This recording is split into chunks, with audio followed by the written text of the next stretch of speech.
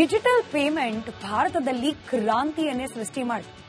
ಯಾವ ಮಟ್ಟಕ್ಕೆ ಅಂದ್ರೆ ಚಿಕ್ಕ ಪುಟ್ಟ ವ್ಯಾಪಾರಿಗಳು ಮಾತ್ರವಲ್ಲ, ರಸ್ತೆ ಬದಿಯ ವ್ಯಾಪಾರಿಗಳು, ಹಾಗೆ ಇನ್ಫ್ಯಾಕ್ಟ್ ನಾವು ಈ ಚರ್ಚೆ ಪ್ರಾರಂಭವಾದ ದಿನವೇ ಹೇಳಿದ್ವಿ, ದಾಸಪ್ಪ ಹಾಗೆ ಭಿಕ್ಷೆ ಬೇಡುವವರು ಕೂಡ QR ಕೋಡ್ ಅನ್ನು ಬಳಸಲಿಕ್ಕೆ ಪ್ರಾರಂಭ ಮಾಡಿದ್ರು. ಅನೇಕ ವಿದೇಶಿ ಅಧಿಕಾರಿಗಳು ಹಾಗೆ ವಿದೇಶದ ಕೆಲ ರಾಜಕಾರಣಿಗಳು ಕೂಡ ಭಾರತದ ಈ ಡಿಜಿಟಲ್ ಪೇಮೆಂಟ್ ಅನ್ನ ಕಂಡು ಮೆಚ್ಚುಗೆಯ ಮಾತುಗಳನ್ನ ವ್ಯಕ್ತಪಡಿಸಿದ್ರು. ಆದರೆ ಕರ್ನಾಟಕದಲ್ಲಿ ಮಾತ್ರ ವಾಣಿಜ್ಯ ತೆರಿಗೆ ಇಲಾಖೆಯಿಂದ ಹೊರಡಿಸಲಾದ ನೋಟಿಸ್ ಕರ್ನಾಟಕದ ವ್ಯಾಪಾರಿಗಳು ವರ್ತಕರನ್ನ ಮತ್ತೆ ನಗದು ವಹಿವಾಟಿನತ್ತ ಮುಖ ಮಾಡುವಂತೆ ಮಾಡಿಬಿಟ್ಟಿತ್ತು. UPI ಮೂಲಕ ಹಣದ ವಹಿವಾಟಾಗಿದ್ದಕ್ಕೆ ಲಾಭವನ್ನ ಗಮನಿಸದೆ ಕೇವಲ ವಹಿವಾಟಿನ ಆಧಾರದ ಮೇಲೆ ತೆರಿಗೆ ಕಟ್ಟಿ ಅಂತ ಹೇಳಿ ಸಣ್ಣ ಪುಟ್ಟ ವ್ಯಾಪಾರಿಗಳು ಅಂದ್ರೆ ಟೀ ಮಾರೋರು, ಬೇಕರಿ ಇಟ್ಕೊಂಡವರು, ಕಾಂಡಿಮೆಂಟ್ಸ್, ಸೊಪ್ಪು, ಹೂವು, ತರಕಾರಿ ಮಾರೋರು, ಹೀಗೆ ಜೀವನ ಸಾಗಿಸ್ತಿದ್ದವರಿಗೆ ನೀವು ಡಿಜಿಟಲ್ ಪೇಮೆಂಟ್ ಮೂಲಕ ವಹಿವಾಟು ಮಾಡಿದ್ದೀರಿ, ಲಕ್ಷ ಲಕ್ಷ ಹಣ ಟ್ರಾನ್ಸಾಕ್ಟ್ ಆಗಿದೆ, ಹೀಗಾಗಿ ಅಷ್ಟೇ ಲಕ್ಷ ಲಕ್ಷ ಗಟ್ಟಲೆ ನೀವು ಟ್ಯಾಕ್ಸ್ ಕಟ್ಟಿ ಅಂತ ಹೇಳಿ ವಾಣಿಜ್ಯ ತೆರಿಗೆ ಇಲಾಖೆ ಶಾಕ್ ಕೊಟ್ಟಿತ್ತು. ತೆರಿಗೆ ಕಟ್ಟಲೇಬೇಕು ಅಂತ ಹೇಳಿ ನೋಟಿಸ್ ಮೇಲೆ ನೋಟಿಸ್ ಕೂಡ. ರಿಪಬ್ಲಿಕ್ ಕನ್ನಡ ಈ ಬಗ್ಗೆ ನಿರಂತರವಾಗಿ ವರದಿಯನ್ನ ಪ್ರಸಾರ ಮಾಡಿತು. ಇಲ್ಲಿ ಗೊಂದಲ ಆಗ್ತಾ ಇರೋದು ವಾಣಿಜ್ಯ ತೆರಿಗೆ ಇಲಾಖೆ, ರಾಜ್ಯದ ವಾಣಿಜ್ಯ ತೆರಿಗೆ ಇಲಾಖೆ ಕೊಟ್ಟಿರುವ ನೋಟಿಸ್ನಿಂದ ಇದಕ್ಕೂ ಡಿಜಿಟಲ್ ಪೇಮೆಂಟ್ಗೂ ಸಂಬಂಧ ನೇರವಾಗಿ ಇಲ್ಲ. ಡಿಜಿಟಲ್ ಪೇಮೆಂಟ್ ಅನ್ನ ಬ್ಯಾನ್ ಮಾಡೋದು ಅಥವಾ ಅದನ್ನ ಬಳಕೆ ಮಾಡದೇ ಇರೋದು, ಈ ರೀತಿಯ ನಿರ್ಧಾರ ಸರಿನಾ ಅನ್ನೋ ಪ್ರಶ್ನೆಯನ್ನ ಪದೇ ಪದೇ ಕೇಳಿ. UPI ಪೇಮೆಂಟ್ನಿಂದ, ಡಿಜಿಟಲ್ ಪೇಮೆಂಟ್ನಿಂದ ವರ್ತಕರನ್ನ ಹಾಗೆ ಗ್ರಾಹಕರನ್ನ ಹಿಂದೆ ಸರಿಯುವಂತೆ ಮಾಡ್ತಿರೋದು ರಾಜ್ಯ ಸರ್ಕಾರ. ಅದನ್ನ ರಾಜ್ಯ ಸರ್ಕಾರ ಸರಿಪಡಿಸಬೇಕು ಅಂತ ಕೂಡ ರಿಪಬ್ಲಿಕ್ ಕನ್ನಡ ನಿರಂತರ ವರದಿಯನ್ನ ಪ್ರಸಾರ ಮಾಡಿತು. ಆ ಮೂಲಕ ಸರ್ಕಾರವನ್ನ ಬಡಿದೆಬ್ಸಿತು. ಕೊನೆಗೂ ಈ ಟ್ಯಾಕ್ಸ್ ಗೊಂದಲಕ್ಕೆ ಬ್ರೇಕ್ ಬಿದ್ದಿದೆ.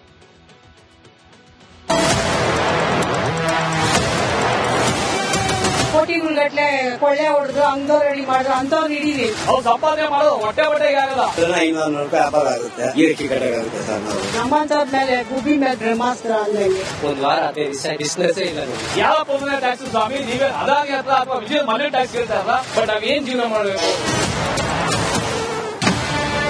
ಸಣ್ಣ ಪುಟ್ಟ ಅಂಗಡಿಗಳ ಮುಂದೆ ರಾರಾಜಿಸುತ್ತಿದ್ದ UPI ಸ್ಕ್ಯಾನರ್ಗಳು ಮಾಯವಾಗಿ ಬಿಟ್ಟಿವೆ. ಟೀ, ಕಾಫಿ, ಬೇಕರಿ, ಕಾಂಡಿಮೆಂಟ್ಸ್ಗಳ ಮುಂದೆ ಡಿಜಿಟಲ್ ಪೇಮೆಂಟ್ಗಳು ಕಣ್ಮರೆಯಾಗಿ ಬಿಟ್ಟಿವೆ. ಫೋನ್ ಪೇನೂ ಇಲ್ಲ, ಗೂಗಲ್ ಪೇನೂ ಇಲ್ಲ, ಏನಿದ್ರು ಬರೀ ಕ್ಯಾಶ್ ಕ್ಯಾಶ್ ಕ್ಯಾಶ್. ಬೇಕರಿ, ಕಾಂಡಿಮೆಂಟ್ಸ್ಗಳಲ್ಲಿ ಟೀ, ಕಾಫಿ ಬಂದ್. ಕಪ್ಪು ಪಟ್ಟಿ ಧರಿಸಿ ಸರ್ಕಾರದ ವಿರುದ್ಧ ಪ್ರೊಟೆಸ್ಟ್. ಸಣ್ಣ ಪುಟ್ಟ ಅಂಗಡಿ ಇಟ್ಟುಕೊಂಡು ಜೀವನ ಸಾಗಿಸುತ್ತಿದ್ದ ವ್ಯಾಪಾರಿಗಳಿಗೂ ತೆರಿಗೆಯ ಬಿಸಿ ತಟ್ಟಿದೆ. ಡಿಜಿಟಲ್ ಪೇಮೆಂಟ್ ಮೂಲಕ ವ್ಯಾಪಾರ ಮಾಡುತ್ತಿದ್ದ tea, coffee, bakery, hotel, condiments ಮಾಲೀಕರಿಗೂ ಟ್ಯಾಕ್ಸ್ ಕಟ್ಟುವಂತೆ ನೋಟಿಸ್ ಬಂದಿದೆ. ಇವತ್ತು ಬೇಕರಿ, ಕಾಂಡಿಮೆಂಟ್ಸ್ಗಳಲ್ಲಿ ಟೀ, ಕಾಫಿ, ಹಾಲು ಮಾರಾಟವನ್ನ ಬಂದ್ ಮಾಡಲಾಯಿತು. ಕಪ್ಪು ಪಟ್ಟಿ ಧರಿಸಿಕೊಂಡು ಸರ್ಕಾರದ ವಿರುದ್ಧ ಕಿಡಿಕಾರಿದ್ದಾರೆ. ನಮ್ಮಂತವರಿಗೆ ಟ್ಯಾಕ್ಸ್ ಹಾಕಿದ್ರೆ ಹೆಂಗೆ ಸ್ವಾಮಿ? ಯಥಾಸ್ಥಿತಿ ಹೆಂಗೆ ವ್ಯಾಪಾರ ಮಾಡ್ತೀವೋ ಹಂಗ್ ಮಾಡ್ಕೊಂಡು ಅನ್ನ ತಿನ್ನೋ ದಾರಿ ನೋಡ್ಕೊಳ್ಳೋಣ ಅಂತ ಅಷ್ಟೇ. ಏನು ನಮ್ಮಂತವ್ರಿಗೆ ಹಾಕ್ರೆ ಏನ್ ಮಾಡಿ? ಈ ಪೆಟ್ಟಿ ಅಂಗಡಿಗೆ ಏನು ಎಲ್ಲಾ ದುಡ್ಡಿರೋರ್ಗೆ ಅವ್ರೆ ಇವ್ರಿಗೆ ಹಾಕ್ಲಿ. ಈ ರಾಜಕೀಯ ವ್ಯಕ್ತಿಗಳ ಹತ್ರ ಬೇಕಾದಷ್ಟು ಹೇಳ್ತಾರಲ್ಲ ಟಿವಿಗಳಲ್ಲಿ, ಕೋಟಿಗಟ್ಟಲೆ ಕೊಳ್ಳೆ ಹೊಡೆದ್ರು, ಅಂಗದವ್ರು ರೆಡಿ ಮಾಡಿದ್ರು, ಅಂತವ್ರು ಹಿಡೀಲಿ. ನಮ್ಮಂತವ್ರ ಮೇಲೆ ಗುಬ್ಬಿ ಮೇಲೆ ಬ್ರಹ್ಮಾಸ್ತ್ರ ಅಂದಂಗೆ. 500 ರೂಪಾಯಿ ದುಡಿದು ಟ್ಯಾಕ್ಸ್ ಕಟ್ಟಬೇಕಾ? ಎಲ್ಲರೂ ಯಾರು ಕಾಸು ಇಟ್ಕೊಂಡ್ಬರಲ್ಲ. ಇಲ್ಲಿ ಬರೋರು ಆಟೋದವರು 10 ರೂಪಾಯಿ ಟೀ ಕುಡಿತಾರೆ, 5 ರೂಪಾಯಿ ಬಿಸ್ಕೆಟ್ ತಿಂತಾರೆ. ಎಲ್ಲಿಂದ ಎಲ್ಲ ಕ್ಯಾಶ್ ಅನ್ನು ಮಾಡ್ತಾರೆ. ಇಲ್ಲಿ ಜಾಸ್ತಿ ವ್ಯಾಪಾರ ಆದ್ರೆ ಅವ್ರು ನೋಟಿಸ್ ಕೊಡ್ತಾರೆ. UPI ಮಾಡಿದ್ರೆ ಅದು ನೋಟಿಸ್ ಕೊಡ್ತಾರೆ ಅಂತಲ್ಲ ಸರ್. ಆ ನೋಟಿಸ್ ಕೊಟ್ಟರೆ ನಮ್ಮ ದಿನ ನಡೆದ್ರೆ 500 ರೂಪಾಯಿ ವ್ಯಾಪಾರ ಆಗುತ್ತೆ. ಅದರಲ್ಲಿ ನಾನು GST ಕಟ್ಟಕ್ಕಾಗುತ್ತೆ ಸರ್. ನಾವು ಹೊಟ್ಟೆಗೆ ಅನ್ನ ತಿನ್ಬೇಕಾ, ಮಣ್ಣು ತಿನ್ನಬೇಕಾ? ಕ್ಯಾಶ್ ಯಾರು ಇಟ್ಕೊಂಡು ಓಡಾಡಲ್ಲ ಸರ್. ಈಗ ಎಲ್ಲ ಅಡಿಟ್ ಆಗ್ಬಿಟ್ಟಿದ್ದಾರೆ. ಇವಾಗ ನಮ್ಗೆ UPI ಇಂದಾನೆ ನಮ್ಗೆ ವ್ಯಾಪಾರ ಆಗಲ್ಲ. ಇವಾಗ UPI ಇಲ್ದಿರಾ ಒಂದ್ ವಾರ 15 ದಿವಸ ಆಯ್ತು, ಬಿಸ್ನೆಸ್ ಇಲ್ಲ ನಮ್ಗೆ. UPI ಮಾಡಿಸಿದ್ರೆ ಇವಾಗ ನೋಟಿಸ್ ಕೊಡ್ತಾರೆ. ಯಾರು ಕರೆದು ನಮ್ಗೆ ಪ್ರಾಫಿಟ್ ಇಲ್ಲ. ಈಗ ಎಕ್ಸಾಂಪಲ್ ಒಂದು ಅಷ್ಟಿಷ್ಟು ಲಕ್ಷ ನೋಟಿಸ್ ಕೊಡ್ತೇವೆ ಅಂದ್ರೆ ನನಗೆ ಬೆಳಗ್ಗೆಯಿಂದ ರಾತ್ರಿಗಂತ ಒಂದು 5,000 6,000 ವ್ಯಾಪಾರ ಆಗುತ್ತೆ. ಆ 6,000 ರೂಪಾಯಲ್ಲಿ ಅವನಿಗೆ ಕಟ್ಬಿಟ್ರೆ ನಾವೇನ್ ಮಾಡ್ಬೇಕು? ಅನ್ನ ತಿನ್ಬೇಕಾ, ಮಣ್ಣು ತಿನ್ಬೇಕಾ ನಮ್ಗೂ ಗೊತ್ತಾಗ್ತಾ ಇಲ್ಲ. ಈ ತರ ಹಿಂಸೆ ಕೊಟ್ರೆ ಬದುಕೋದು ಹೇಗೆ ಸಾರ್? ಜನಗಳು ಭಾರಿ ಹಿಂಸೆ. ಇಲ್ಲಿಗ ಅಮೌಂಟ್ ಕೇಳಿದ್ರು ಇಲ್ಲ ಆನ್ಲೈನ್ ಮಾಡ್ತೀವಿ ಅಂದ್ರೆ ಆನ್ಲೈನ್ ಮಾಡಿದ್ರೆ ಇವರು ನಮ್ಗೆ ಟ್ಯಾಕ್ಸ್ ಹಾಕ್ತಾರೆ. ಬಟ್ ನಾವ್ ಏನ್ ಜೀವನ ಮಾಡ್ಬೇಕು, ಯಾವ ತರ ಮಾಡ್ಬೇಕು ಏನು ಅರ್ಥ ಆಗ್ತಿಲ್ಲ ನಮ್ಗೆ. ಇವಾಗ ನಮ್ಗೆ ಒಂದು ದಿಕ್ಕಾಪಾಲ್ದಂಗೆ ಏನ್ ಮಾಡ್ಬೇಕು ಅಂತ ನಮ್ಗೆ ತೋಚ್ತಾ ಇಲ್ಲ ಇವಾಗ. ಮೈಸೂರಿನಲ್ಲೂ ಬೀದಿ ಬದಿ ವ್ಯಾಪಾರಿಗಳ ಪ್ರೊಟೆಸ್ಟ್. ಮೈಸೂರಿನ ಹಳೆಯ ಜಿಲ್ಲಾಧಿಕಾರಿ ಕಚೇರಿಯ ಮುಂಭಾಗದಲ್ಲಿ ಈಗಾಗಲೇ ಪ್ರತಿಭಟನೆ ನಡೆಸ್ತಾ ಇರುವಂತದ್ದು. ಜಿಎಸ್ಟಿ ಹೆಸರಲ್ಲಿ ವ್ಯಾಪಾರಿಗಳಿಗೆ ಸಾಕಷ್ಟು ಸಂಕಷ್ಟಗಳಾಗ್ತಾ ಇದೆ. ಜಿಎಸ್ಟಿಯನ್ನು ಕೂಡಲೇ ವಾಪಸ್ ಪಡಿಬೇಕು. ಈಗಾಗಲೇ ಯುಪಿಐ ಮತ್ತೆ ಯುಪಿಐ ಮೂಲಕವಾಗಿ ಸಾಕಷ್ಟು ಹಣದ ನಡೀತಾ ಇತ್ತು. ಇದಕ್ಕೆ ಬ್ರೇಕ್ ಹಾಕೋದಕ್ಕೆ ಈ ರೀತಿಯಾದಂತಹ ಪ್ಲಾನ್ಗಳನ್ನು ರೂಪಿಸ್ತಾ ಇದ್ದಾರೆ ಅಂತ ಹೇಳಿ ಸಾಕಷ್ಟು ಆಕ್ರೋಶ ಹೊರಹಾಗ್ತಾ ಇದ್ದಾರೆ. ಸಣ್ಣ ಹೂ ಅಂಗಡಿ, ಇದಂಗಡಿ ಅವ್ರಿಗೆ, ಟೀ ಅಂಗಡಿ ಅವ್ರಿಗೆ 40 ಲಕ್ಷ 50 ಲಕ್ಷ 1 ಕೋಟಿ ಕಟ್ಟಿದ್ದಾರೆ. ಯಾರಪ್ಪ ಮನೆ ಟ್ಯಾಕ್ಸ್ ಸ್ವಾಮಿ? ನೀವೇನು ಅದಾನಿ ಹತ್ರ ಅಥವಾ ವಿಜಯ್ ಮಲ್ಯನ್ ಟ್ಯಾಕ್ಸ್ ಕೇಳ್ತಾ ಇದ್ರ? ಬಡ ವ್ಯಾಪಾರಿಗಳು, ಸಣ್ಣ ಪುಟ್ಟ ವ್ಯಾಪಾರಿಗಳು ಇವತ್ತು ಒಂದು 5 ಲಕ್ಷ ಬಂಡವಾಳ ಹಾಕಿ ನಾಳೆ ಒಂದು 500 ರೂಪಾಯಿ ಸಂಪಾದನೆ ಮಾಡ್ತಾರೆ. ಅವ್ರು ಸಂಪಾದನೆ ಮಾಡೋದು ಹೊಟ್ಟೆ ಬಟ್ಟೆಗೆ ಆಗಲ್ಲ. ಅಂತರದಲ್ಲಿ ಅವ್ರಿಗೆ ಈ ರೀತಿ 40 ಲಕ್ಷ 50 ಲಕ್ಷ ಟ್ಯಾಕ್ಸ್ ನ ಕೇಳಿದ್ರು ನಿಜಕ್ಕೂ ಅತ್ಯಂತ ಖಂಡನೀಯ. ರಾಮನಗರದಲ್ಲಿ ವಾಟಾಳ್ ನಾಗರಾಜ್ ಪ್ರೊಟೆಸ್ಟ್. ವ್ಯಾಪಾರಿಗಳನ್ನ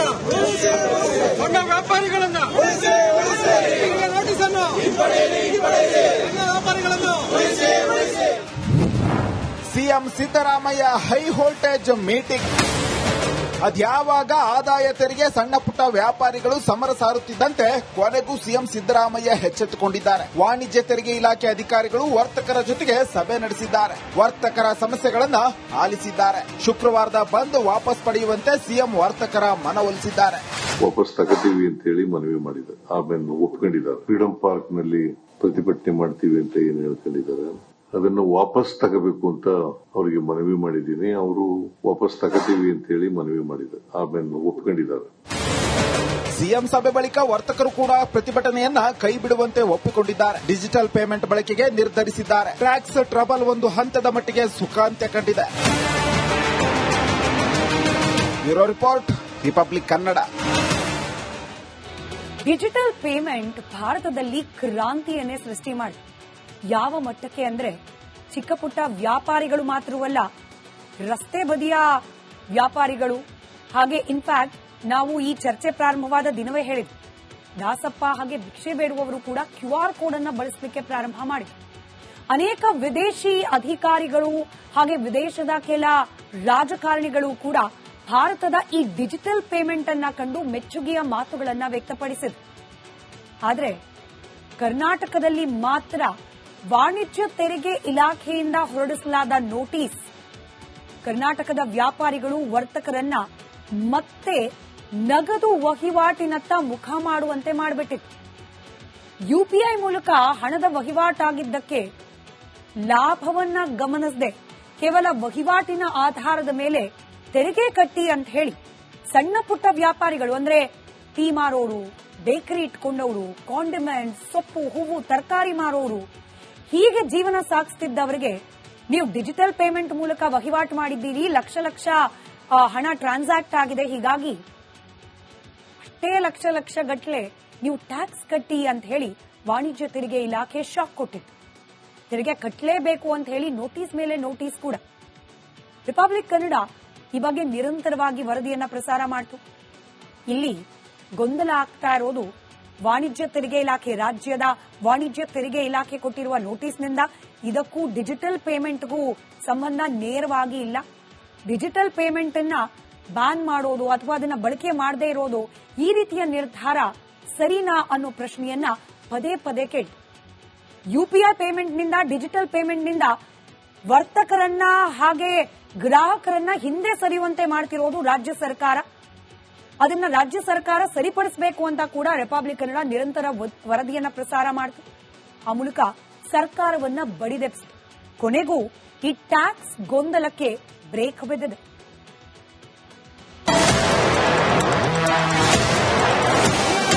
ಕೋಟಿಗಟ್ಟಲೆ ಕೊಳ್ಳೆ ಹೊಡೆದು ಅಂಗದವ್ರು ರೆಡಿ ಮಾಡಿದ್ರು, ಅಂತವ್ರು ಹಿಡೀರಿ. ಅವ್ರು ಸಂಪಾದನೆ ಮಾಡೋದು ಹೊಟ್ಟೆ ಬಟ್ಟೆಗೆ ಆಗಲ್ಲ.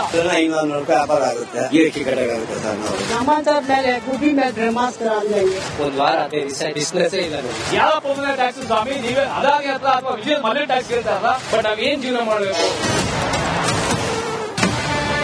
ಸಣ್ಣ ಪುಟ್ಟ ಅಂಗಡಿಗಳ ಮುಂದೆ ರಾರಾಜಿಸುತ್ತಿದ್ದ ಯುಪಿಐ ಸ್ಕ್ಯಾನರ್ಗಳು ಮಾಯವಾಗಿ ಬಿಟ್ಟಿವೆ. ಟೀ, ಕಾಫಿ, ಬೇಕರಿ, ಕಾಂಡಿಮೆಂಟ್ಸ್ಗಳ ಮುಂದೆ ಡಿಜಿಟಲ್ ಪೇಮೆಂಟ್ಗಳು ಕಣ್ಮರೆಯಾಗಿ ಬಿಟ್ಟಿವೆ. ಫೋನ್ ಪೇನೂ ಇಲ್ಲ, ಗೂಗಲ್ ಪೇನೂ ಇಲ್ಲ, ಏನಿದ್ರು ಬರೀ ಕ್ಯಾಶ್ ಕ್ಯಾಶ್ ಕ್ಯಾಶ್.